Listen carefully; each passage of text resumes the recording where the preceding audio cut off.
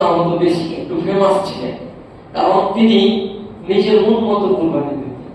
তিনি আপনার এই যে মুরগি পুষতেন, হ্যাঁ, 1100 মুরগি পুষতেন, তো মুরগির ভিতর থেকে সবচাইতে যেটা বড় ওই মুরগিটাকে উনি করতেন, কুরবানি করতেন।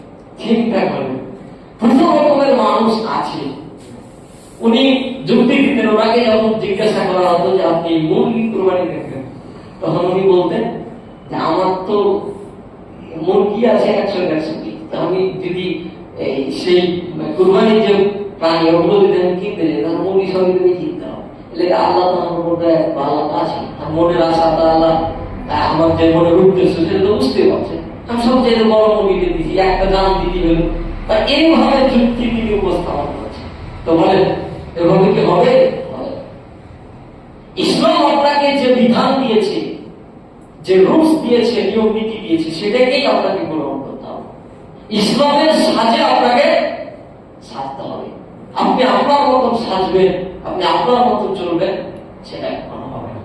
আমরা তারপরেও হয়তো অনেকে নিজের মতো করে আমরা সাজিয়ে নিই, কিন্তু আসলে ইসলাম যেভাবে বলে সেভাবেই আমাদেরকে পরিপূর্ণভাবে চলতে হবে। যদি চলতে পারি তাহলেই কি আমরা পরিপূর্ণ মুসলমান। আল্লাহ আমাদের সকলকে ইবাদত করুন, সবাই বলি আমিন।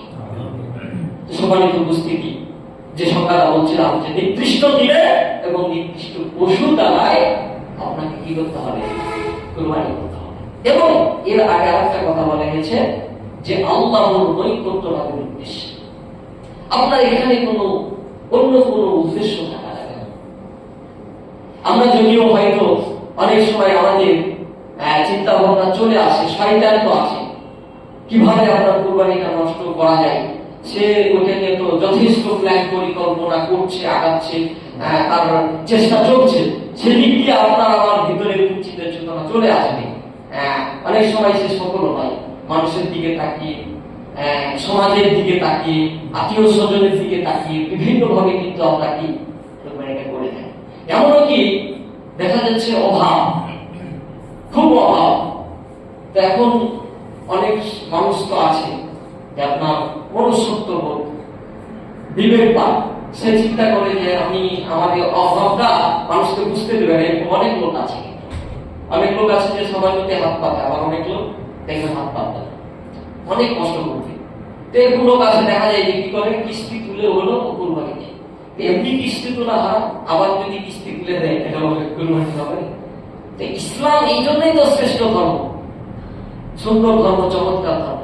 অন্যান্য ধর্মে দেখা যায় অনেক কিছু আপনার অনেক কড়াকড়ি নিয়ম,